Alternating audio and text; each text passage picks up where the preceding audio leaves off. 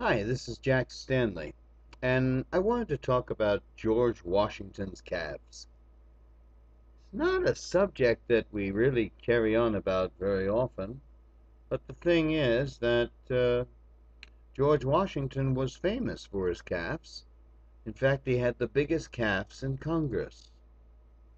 And in the 18th century, if you had big calves, you were going places. So, it's a very interesting thing to note. We don't think of it very often, but George was very aware of it. Because what did a big calf indicate? It was a measure of your integrity. And if you had big calves, you had a large measure of integrity. And so George was very aware of this. He always wore tight breeches, made sure his calves were very, very evident, and he would walk into a room, pose, and whip out the calf. And of course, everyone would go crazy. I know this sounds insane, but take a look at many statues of Washington standing.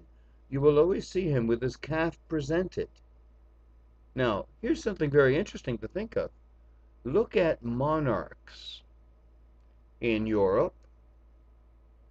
Take a look at their portraits. You'll often see them posing and displaying their calf. As I said, it was a measure of your integrity, and the bigger your calves were, the more integrity you presented. So I thought it was kind of interesting to mention that, because yes, George Washington was nominated as the general of the Continental Army for several reasons. First off, he was a Virginian. Secondly, he was a commanding figure who came to the Continental Congress dressed in his military uniform, although he said he was not interested. And also the fact was that he had the biggest calves in the entire Congress.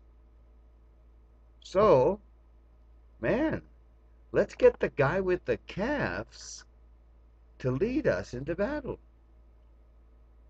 George Washington led more by image than by words.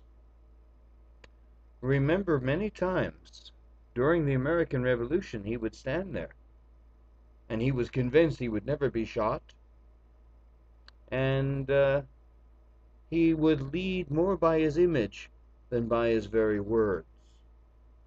So the next time you look at a statue, in fact, if you're ever in Wall Street in New York, take a look at that big statue of George Washington.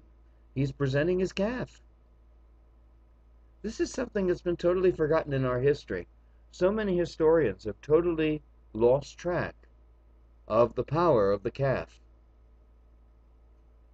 But I wanted to bring it up again because few people realize it, and it is an important part in the history of the United States, of George Washington, Continental Congress, and of social mores of the 18th century.